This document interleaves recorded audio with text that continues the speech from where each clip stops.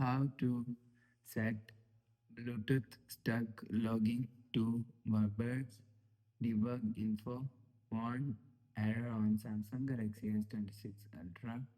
Let's start the video. First of all, go to App Library. Here click on Settings app. Now in Setting, scroll down and click on Developer option. After click on Developer option, scroll down and click on Enable Bluetooth Stuck Log. After click on Bluetooth, enable Bluetooth stack log. You will see Verbose debug info find and erase here. If you want to set Verbose, click on Verbose. If you want to set debug, click on debug. If you want to set warn, click on warn. If you want to set error, click on error. After selecting, go back to home screen. So that's how you can set Bluetooth stuck logging to Verbose debug info one around Samsung Galaxy S26 Ultra.